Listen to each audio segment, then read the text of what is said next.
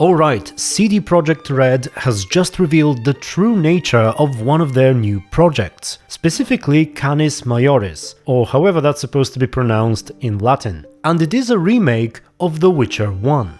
First off, I have to wonder, why didn't they announce that from the get-go? They revealed the new projects only a couple of weeks ago, and this one was, in my opinion, presented as an entirely new game. It was announced as a Witcher title, a single-player story-driven RPG developed by veterans who used to work for CDPR, so while it didn't specifically say new game, I think it definitely sounded like that. And the prospect of a new Witcher title from the old developers is exciting, but a remake of the first game is great news as well. Now, before we begin, I'd like to quickly bring you up to speed / apologize for the lack of more significant Witcher 3 videos over the past month or so.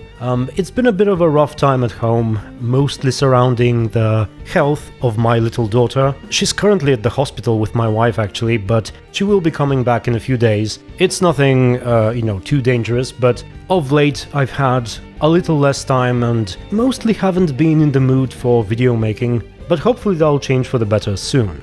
Now back to The Witcher 1 remake. I haven't mentioned that in my videos, but whenever I've talked to people, mostly on Discord, about the first game, the topic of remaster / remake always comes up. It's definitely something the game needs. It was the studio's first big project, and it was before they got their own engine as well, and so it's quite rough around the edges. Its heart is at the right place, but there is a lot that can be improved. And it does need a proper remake, as opposed to a more basic graphical and UI improvement. And apparently a proper remake is exactly what we're getting. They are remaking the game in the Unreal Engine 5, developing it at the same time as the new Witcher title, which is also on the same engine, so it is possible that the two games end up looking and feeling similar to one another. Both studios might be collaborating and learning off of one another, and sadly there's no way of knowing currently, so let's go over the things I'd like to see improved. The graphics will be better, without question. Certain things about The Witcher 1 do look kind of charming.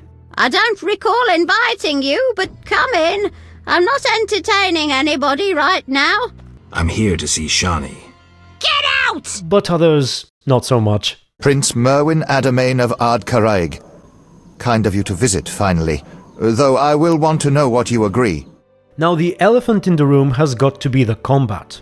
I will say that it's not incredibly tedious or annoying, and when playing on a lower difficulty it's manageable, but ultimately, clicking on enemies just isn't that exciting. I know a good number of people who find The Witcher 3's combat rather lacking and boring, and I can't imagine what they must think of Witcher 1. So this is likely one of the focal points of the remake. I think it's possible that it ends up sharing a lot of similarities with The Witcher 3, although as I said, it might also be similar to the upcoming Witcher title, and we have no idea how the combat will evolve in there. But ultimately I don't think it will be too different from The Witcher 3, because in essence, you still have your swords, your fast attacks and strong attacks, although they're separated into what's called fighting styles. You still have the signs, so it should feel similar regardless.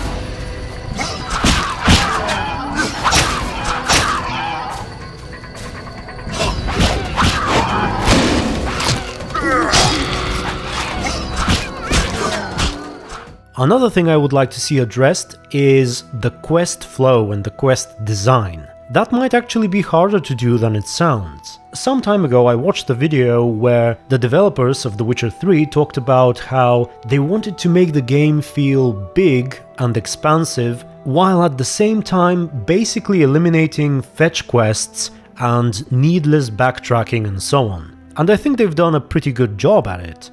But that isn't really the case in The Witcher 1.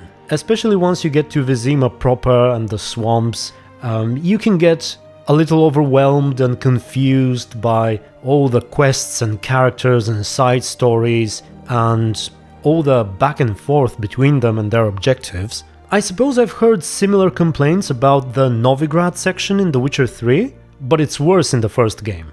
And the quests, characters and stories themselves are not necessarily bad, it's just that they need some better structure perhaps, better means of tracking and traveling between them. Perhaps we just need Roach. Another thing which could be improved, but is not very likely in my opinion, is the voice acting. Whoever is directing and working with the voice actors at CDPR has gone a long way from The Witcher 1 to The Witcher 3. The overall quality of the voice acting has improved quite significantly in the third game, even compared to The Witcher 2 in my opinion, but mostly to The Witcher 1. And actually the first game already has some improved dialogue in its enhanced edition, which is the only edition I've played personally, but apparently it used to be even worse at first. Why are you here? I sought the privy. In that box? None of your business. Do you know who I am? I don't, but I do know lots of ways to kill a man. I'm going.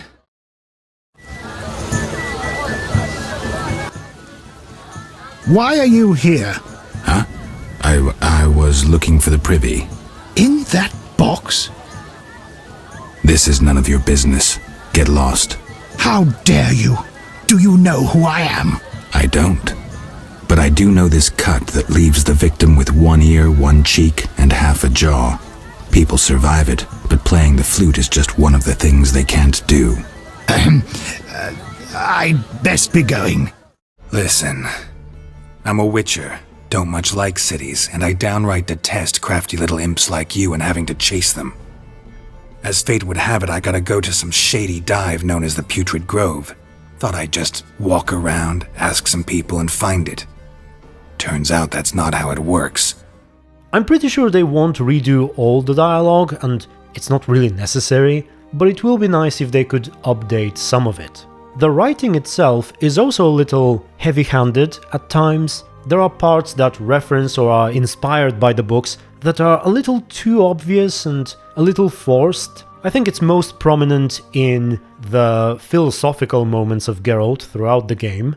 The evil that witchers fight stems from chaos, from actions aimed at disturbing order. For where evil spreads, order cannot be established. Instead of the light of wisdom, the glimmer of hope, and the glow of warmth, darkness ensues. And in darkness you find nothing but blood, fangs, and claws. Like in the outskirts. Nicely put, but as young Cero said to King Verdank on their first date, does it have any practical uses?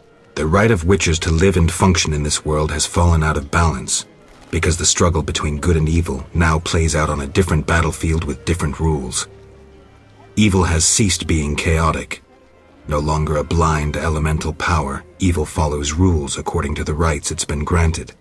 It functions in line with treaties. But part of that might be because during the early stages of development, The Witcher 1 was actually supposed to take place within the books and not after them, which is quite the massive change. And of course there are other things that would be nice to see. Like I said, it would be nice to have Roach, Gwent perhaps, in addition to Dice. They might also make some minor story changes to address the things they've retconned in later titles. I won't spoil anything, but there may be a character who can die in the game and later make an appearance anyway, or perhaps some contradictions involving vampire lore they could add to mirror to the game, and things like that. It's exciting to speculate, but before I go any further, I'd like to hear a little more concrete details about the remake. In the meantime, tell me what your thoughts are and your wishes for the game, about the points that I made, and perhaps any others that you might have which I didn't mention. Other than that, I think I'm done, for now at least. Looking forward to your comments.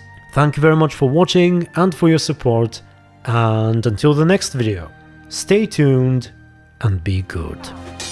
Wrong! You missed the parry! I keep repeating this. Pirouette always followed by a back cross parry. Always!